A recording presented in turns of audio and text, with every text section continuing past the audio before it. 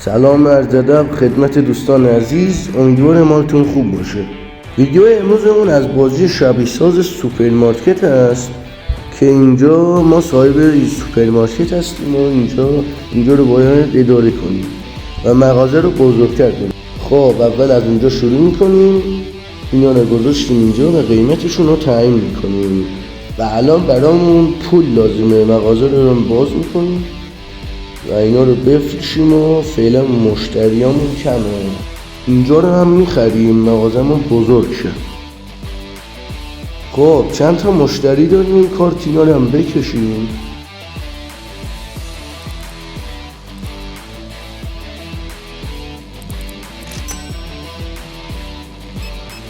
خب همشو تموم کردیم. چند تا وسایل دیگه سفارش دادیم، این هم بندازیم دور.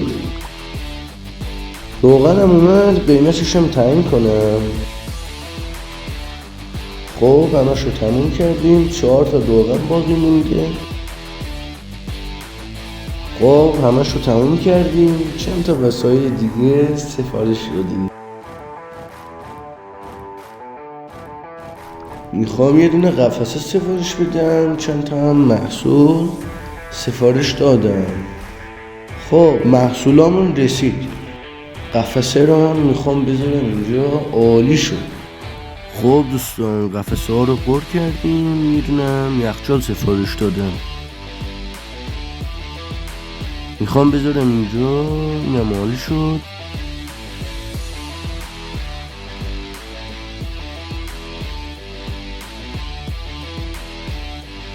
دوستان میخوام واسه یخچال چند تا محصول سفارش بدم. خب محصولامون رسید، میخوام یه سری یخچال رو پر.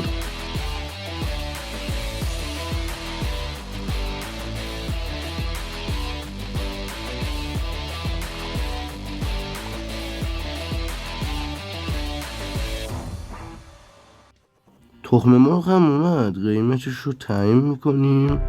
یکم زیاده ولی بازم میچینیم. خب قفسه هامون خالی شد، میخوام پر کنم.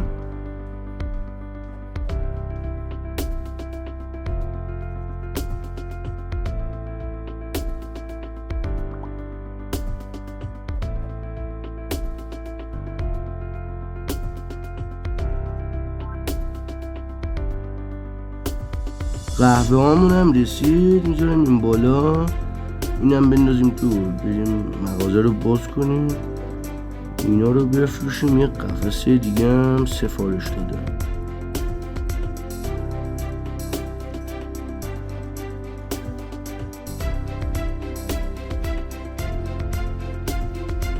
جاش عالی شد. تخم مرغامون کم شد، پر میکنیم.